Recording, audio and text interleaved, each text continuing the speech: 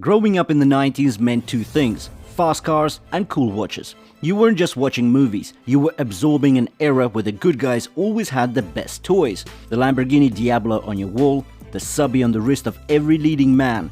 They weren't just objects, they were symbols. And even everyday guys who didn't know the first thing about diving still wanted one. Because let's be real, the subby wasn't just a tool watch, it was the wrist-worn definition of cool. So enter the Addiesdive MY-H3-2AC, a watch that leans into that legacy, not by trying to be a deep-sea legend, but by embracing what made its inspiration iconic in the first place. A 200-meter water-resistant steel-clad machine. It pays homage to the classic diver silhouette, but carries itself with a swagger that makes it more than just a copy. It's got the presence, the proportions, and most importantly, the wrist appeal.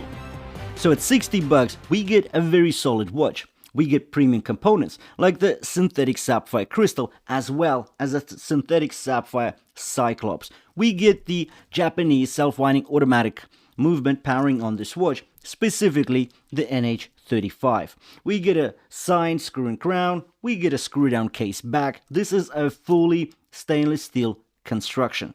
So $60 does get you plenty, and there are quite a few dial color options available. Now I went for this classic, just black on black, black dial, black bezel. Looks good. Now let me tell you about this watch in detail. The link to the listing will be in the description below the video, so do check it out if you're after a sharp price. And now let's dive in.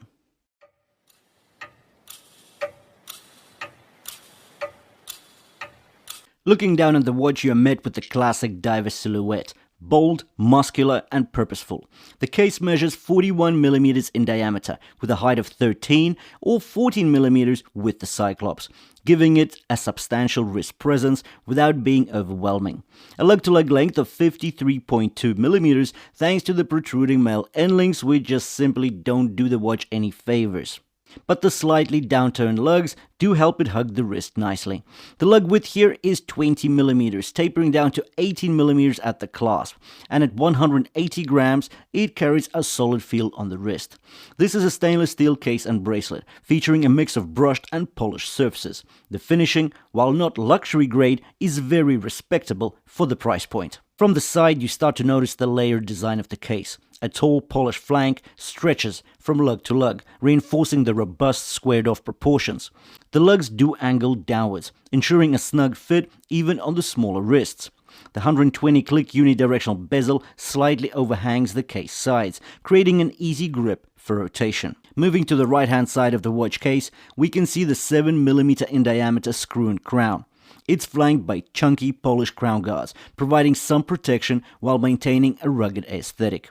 The threading is fine and notchy, making screwing it in and out a satisfying experience. The crown is signed, adding a subtle touch of branding. Flipping the watch over, we're met with a traditional screw-down case back, featuring fluted edges for easy grip. The perimeter of the case back provides essential specs like 200 meters of water resistance, stainless steel construction, and an automatic movement. Now let's talk about the transition from the flanks to the lug hoods. The smooth beveling does a great job of softening the transition, blending the lug hood seamlessly into the horizontally brushed finish. The bracelet features protruding male end links, which may extend the watch's perceived size, but the downturned lugs compensate for this by keeping the watch close to the wrist. On a 6.5-inch wrist like my own, there is no unsightly overhang. The bracelet is a classic 3-link design with polished center links and brushed outer links. While the finishing is good, the tolerances are average at best, and it does use push pins instead of screw pins. Now, seriously though, screw pins are not a must on a $60 watch, but it would be nice. Link articulation is smooth, and the bracelet has a comfortable fluidity. The clasp is a secure double pusher design with 3 micro adjustments. It's functional and sturdy, but it's unsigned. As well as that, the clasp wing is pressed rather than milled. It's not a deal breaker, but worth noting. On the plus side, it locks firmly, ensuring a secure fit. The bezel is where things get interesting. It's not a bad bezel, but certain things need to be said about it. The bezel insert is ceramic, polished to a high gloss black with engraved white numerals marking 0 to 60. The pip at 12 o'clock ensures visibility in low light conditions. Rotation wise, the action is crisp, quite precise, and surprisingly refined but muted. There is some backplay, but the clicks are rather satisfying. Sitting atop the dial is a flat slab of synthetic sapphire crystal. What I particularly like is that the Cyclops over the date window is also synthetic sapphire crystal, and it's actually well aligned, which isn't always the case in budget watches. If we talk about the Cyclops magnification, it's closer to 2 rather than 2.5, which would be ideal. Now let's drop down to the dial. We get a glossy piano black finish, creating a luxurious depth. Around the perimeter, white minute markers sit just below the brush chaptering or reho. The indices follow the classic subby format, so rectangles at 6 and 9, a triangle at 12, and circular markers elsewhere. A frame date window at 3 o'clock. Branding is minimal, with the Addiesdive logo, automatic, and 200 meters just above 6 o'clock. The balance here is well executed, there's no clutter, just pure dive watch aesthetic. When the lights go down, the Addiesdive truly shines, as all Addiesdives really. Dual level luminosity ensures the dial marker's hands, and even the bezel numerals emit a crisp, long-lasting blue glow. This level of Lume performance is impressive for a watch at this price point, reinforcing its dive watch credibility and just excellent value for our dosh.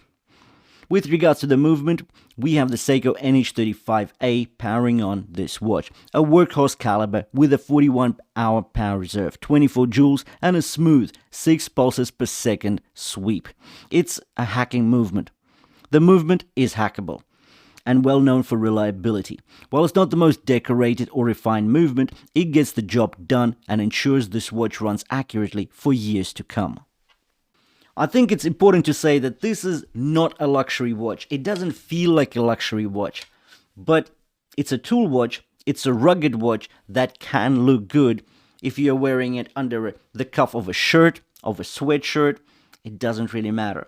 The watch looks good, and you've got the premium components backing up the status of this watch. So, synthetic sapphire crystal, you've got a nice setup here, stainless steel, screw down, case back, screw and crown. Everything about this watch is rather stylish. Even that bracelet with the polished and brushed surfaces, it's interesting. And again, $60, quite the bargain, especially paired with that crazy luminosity. Now, the link to the listing is in the description below the video, so do check it out if you're after a sharp price. Thanks for watching, and I'll see you in the next one.